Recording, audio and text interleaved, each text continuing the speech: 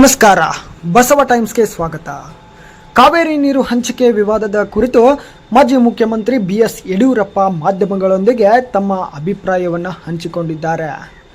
ತಕ್ಷಣವೇ ಸುಪ್ರೀಂ ಕೋರ್ಟ್ಗೆ ಮೇಲ್ಮನವಿ ಸಲ್ಲಿಸಿ ರಾಜ್ಯದ ಜನರಿಗೆ ನ್ಯಾಯ ಒದಗಿಸುವಂತೆ ಅವರು ಆಗ್ರಹಿಸಿದ್ದಾರೆ.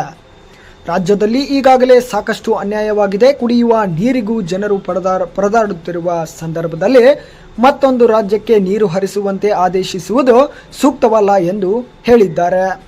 ರಾಜ್ಯದ ಹಿತಾಸಕ್ತಿ, ರೈತರ ಹಿತಾಸಕ್ತಿ ಹಾಗೂ ಜನರ ಕುಡಿಯುವ ನೀರಿನ ಅಗತ್ಯಕ್ಕೆ ಮೊದಲ ಆದ್ಯತೆ ನೀಡಬೇಕು. ಸರ್ಕಾರ ಯಾವುದೇ ವಿಳಂಬ ಮಾಡದೆ ಅಗತ್ಯ ಕಾನೂನು ಕ್ರಮ ಕೈಗೊಂಡು ಕರ್ನಾಟಕದ ಪರವಾಗಿ ದೃಢವಾದ ನಿಲುವು ತಾಳಬೇಕು ಎಂದು ಒತ್ತಾಯಿಸಿದ್ದಾರೆ.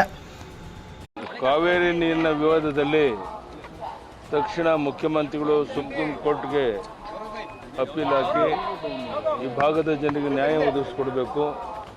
ಈಗಾಗಲೇ ಸಾಕಷ್ಟು ಅನ್ಯಾಯ ಆಗಿದೆ.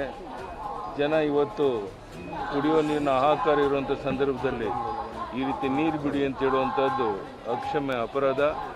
ಈ ಬಗ್ಗೆ ರಕ್ಷಣೆ ಕೊಡುವಂಥ ಕೆಲಸವನ್ನು ಮುಖ್ಯಮಂತ್ರಿಗಳು ಮಾಡಿ ಸುಪ್ರೀಂ ಕೋರ್ಟ್ಗೆ ಅರ್ಜಿಯನ್ನು ಸಲ್ಲಿಸಿ ನಮ್ಮ ನಾಡಿನ ರೈತ ಸಮುದಾಯಕ್ಕೆ ನ್ಯಾಯ ಒದಗಿಸ್ಕೊಡ್ಬೇಕು ಅಂತೇಳಿ ಒತ್ತಾಯವನ್ನು ಮಾಡ್ತೇನೆ. ಧನ್ಯವಾದಗಳು.